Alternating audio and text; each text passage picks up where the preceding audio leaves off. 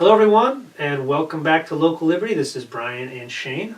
We are continuing the conversation about individual freedom, and we're continuing our segment on Shane's American Government class. This is our college chat series. We're answering questions from Shane's American Government course he's taking at QVCC right now. The question of the day is, should same-sex marriage be legalized through the courts? We had a whole episode about this. Oh my! We did. Check it out on our YouTube channel. It's the decision about SCOTUS decision about gay marriage. That's episode 3. Yeah, it's thereabouts. one of the earlier episodes, Yep. 2, 3, around then. So we talked maybe almost an hour about this topic, about that specific ruling. Watch it in SD and make Shane cringe. I forgot about that. Oh, don't remind me the horrible things. All right. Should same-sex marriage be legalized through the courts? This is a good, juicy, controversial question. Ooh. My initial take is, I can't think of anything more private, more individualized than who you want to spend the rest of your life with.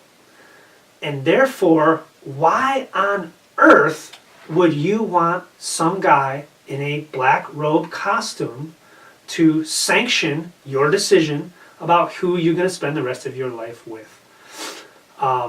That's sort of the foundation of my opinion on this matter. I understand, and I'm not ignoring, all of the complications and confusion that have been brought into this question by things like tax laws, insurance laws, benefits laws, inheritance, all this other crap aside. That to me is sort of a side issue, and I don't think any of those things should be. And if you could say, if I could press a button and get rid of all those side shoots, then I would ask people, do you still want some guy in a robe to sanction your decision on who you're going to spend your life with? You wouldn't need them to sanction the decision now because you already have it. You already have all those things you want privately. You can engage in a contract with someone and call it whatever you want, right? And get all the rights that you want. And that's important to also say. Even right now, all that ancillary stuff, all those side effect stuff, which they do matter, that you don't have the freedom to pursue, and I think you should have that freedom. But what you still do have right now is the freedom to spend your life with who you want to spend your life with.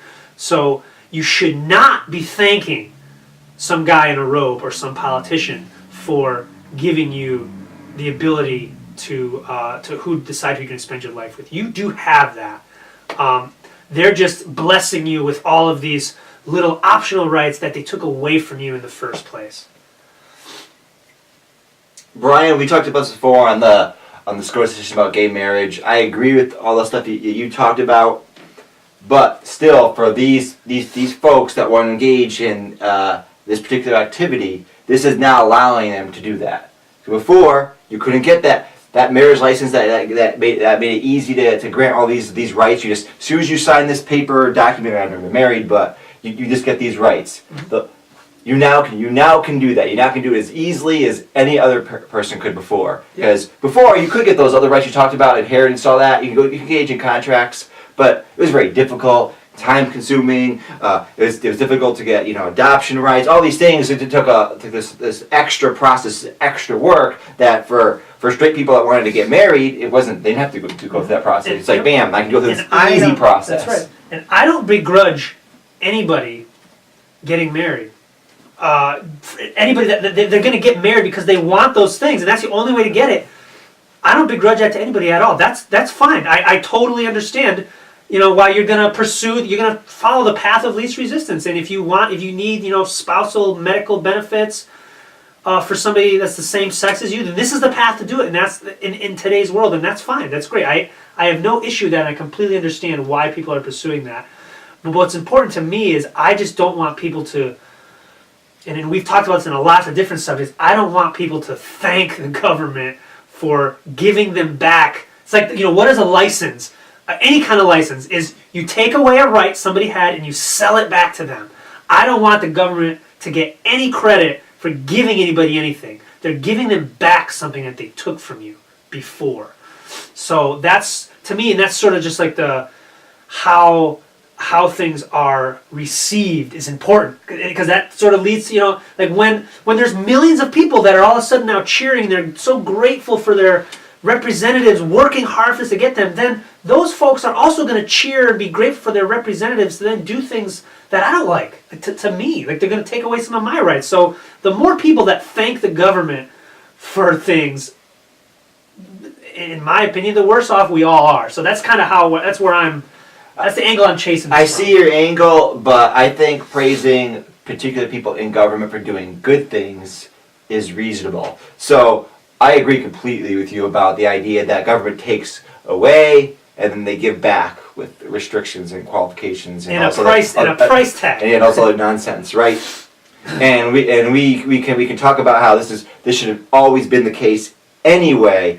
But for say those members of the Supreme Court that voted positively on the marriage equality decision, they didn't vote 50 years ago or make the laws that were against gay marriage or prevented people from getting married. They're new individuals, and if they make a positive change, we can thank them for that positive change. If there was a government official, if Joe Courtney suddenly was like, you know what, marijuana legalization makes sense, I'm now voting for on the federal level, blah, blah, blah, I would commend him for that particular position. Sure. Commend the individual for the actions they take that improve freedom. No problem. I get that. The context of the government as a whole should always be remembered. Exactly. And where I would go and shake all 9 of their hands on the Supreme Court, they wouldn't let me anywhere near them, of course, but I would... you can watch it for like 20 seconds when they funnel you through the tour guides. Right. Put a camera at the Supreme Court. Yeah. If their decision on this was 2 sentences long and all 9 of them voted and said, their decision comprised of why the hell did the government ever get involved in this in the first place? Get out of it, government. Signed, all 9 Supreme Courts. See you later. I will pat them all on the back. But if they're going to get in this, instead it's a 55-page debate about this and that, I'm like, I just don't want it. So that's where I am on all this. And anything you want to add, Shane? You can get more in depth on that episode. Yeah, we don't need to redo the whole episode. Yeah, we don't need to redo the episode. So it's now in HD, so it's better. Don't get him started on that. We'll be re-recording everything. Okay. Thanks for listening, everybody. This has been our latest episode in the College Chat series, talking about Shane's American government course. This is Brian and Shane from Local Liberty out in Windham, Connecticut. Look us up, Local Liberty, 2 words, on YouTube and Facebook, and localliberty.org. Thanks for listening, and have a good day, folks. Click that like button.